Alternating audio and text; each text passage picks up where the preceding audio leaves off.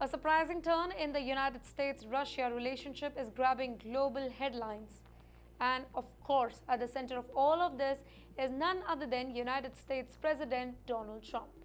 For someone long accused of being too soft on Moscow, Trump's recent words are raising eyebrows, and that too every single where. In a phone interview with NBC News, Trump said that he was disappointed with Russia's continued military aggression in Ukraine, and he is hinting at something major. He plans to make a big statement about Russia this Monday. So, what's going on? Let's break it down in simple terms. Trump says that he is frustrated that Russia-Ukraine peace talks have hit a dead end, despite hopes that war fatigue would push both the sides forward to negotiating tables. In the meantime, Russia continues its attacks, specifically on Kyiv, using waves of missiles and drones. Now, this escalation seems to have finally tested Trump's patience.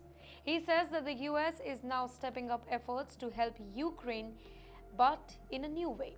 According to Trump, the weapons aren't going directly from the United States to Ukraine, but they are going to NATO first. NATO will then hand over those weapons to Ukraine, and NATO is footing the bill. This means that European allies are paying for the US arms that will help Ukraine fight off the Russian forces. In fact, Trump made sure to highlight this, possibly to avoid criticism that the US taxpayers are funding another foreign war. But you know what? There is more.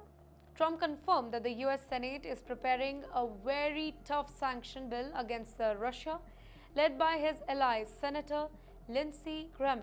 Trump will have the final say on whether those sanctions are actually used or not. He didn't say yes or no, he just said it's at my option. That means that the world will be watching Monday to see if Trump uses that particular bill as part of his major statement. Well, there is another twist. Apparently, Defense Secretary Pete Hegseth had ordered a temporary pause in the US weapons shipment to Ukraine. Trump claimed that he didn't know about that pause, but his comments suggest that he's not really happy about it, specifically at a time when Russia is intensifying its strikes. In the meantime, the US Secretary of State Marco Rubio has been trying to calm the storm. He met with Russian Foreign Minister during a summit, a very rare face-to-face between the two nations since the war began. You know what? All of this comes as pressure mounts on Trump. If he wants to present himself as a world toughest leader on the global stage, he can't ignore Russia's aggression forever. His tough tone on Putin signals that even Trump might be preparing for a shift, specifically with the elections looming and criticism growing. The question is, what is Trump going to do on Monday? Will he finally take a hard stance against Putin? Will new sanctions hit Russia's economy, or is this all just a political posturing?